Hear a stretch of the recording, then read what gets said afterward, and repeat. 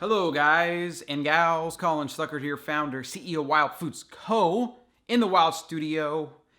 Today's video is 5 of the worst artificial sweeteners and some alternatives. Let's do it.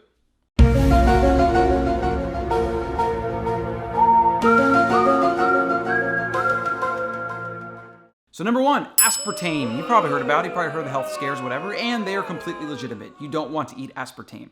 There's a lot of studies around it. One study shows that it can affect memory loss, it can affect impairment in mice of all kinds of things and lead to cancer in mice. In fact, another study even says, alarming news for women who consume artificial sweeteners during pregnancy or while breastfeeding. It can predispose babies to metabolic syndrome disorders and obesity later in life. Just from drinking diet soda while you're pregnant, okay?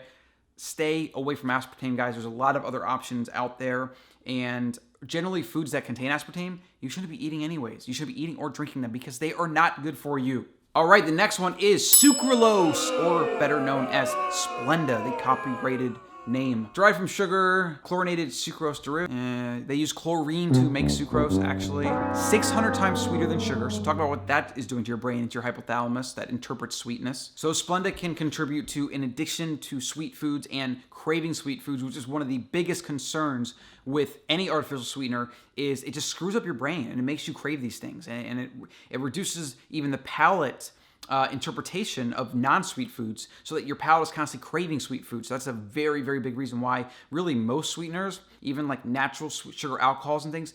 Okay, battery kept dying, but I'm back. The biggest danger with these is it screws up your brain, your interpretation of foods, and it makes you crave sweet. So that's just one of the reasons why you want to stay away from all artificial sweeteners, but especially sucralose, which has been proven a lot to cause a lot of things with a lot of toxic chemicals, and there's just a lot of issues with it. There's a lot of research that's been done that basically deems it unsafe. It's amazing that the FDA even allows it to be in products at this point. The next one, I don't know how to pronounce, but you've definitely seen it. It is ACE-K for short.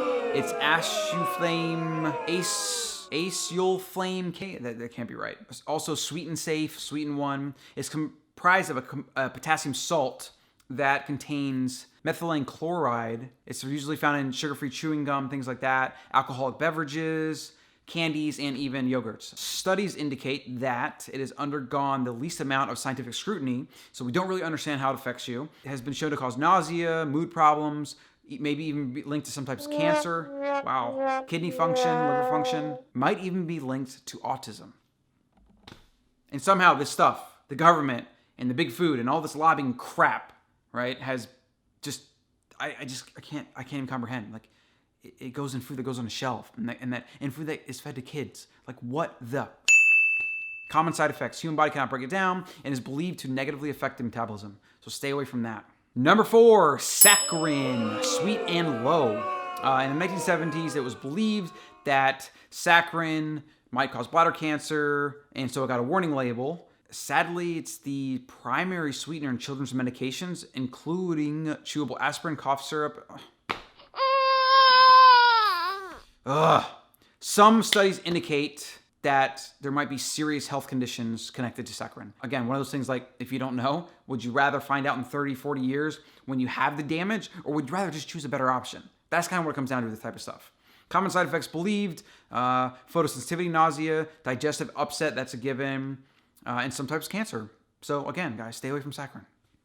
This last one I'm a little fuzzy about. I actually need to do some more research, but a lot of what I've seen about xylitol is it generally have a more positive effect, but some people are saying it doesn't, and we just don't know enough about it. And again, I think that's fair. It is a sugar alcohol though, so it's not artificial. It's not, it's not exactly the same as an artificial sweetener. It's also not a sugar, it's a sugar alcohol, so it's in that kind of weird gray area where we don't really know a lot of what it does in the body.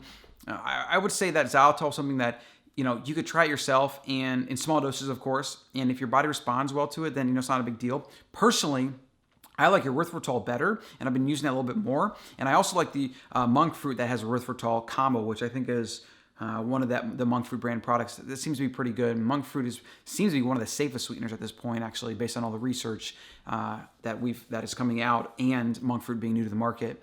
Again, guys, with all these, like, the really artificial stuff, like the first 4, those are the really big ones too that you want to pay attention to. But something like xylitol is kind of in that gray area where we're not really sure. But in general, the thing with all these sweeteners, whether it's erythritol, stevia, honey, anything, is the more you consume them, the more you want to consume them. It changes your perception of your taste buds, and it changes how you crave foods. And I think that's the biggest thing you want to keep in mind, whether it's artificial or not. Ideally, though, if you're going to have a sweetener, if you just have to have something in your morning coffee, then don't do the artificial stuff. Aim for something like erythritol, stevia, even a little bit of honey or maple syrup if you have to, but keep in mind that will break your fast a lot more than something with just fat would. And I hope this video was useful. Slap the thumbs up, jab the subscribe, or jab the thumbs up and slap the subscribe, whatever works for you. Thanks for watching, guys. If you have any questions or comments below, or links to relevant research or anything like that, please drop it below in the comments. And as always, let's be the best we can be, because life is too short to be anything but your best. Thank you.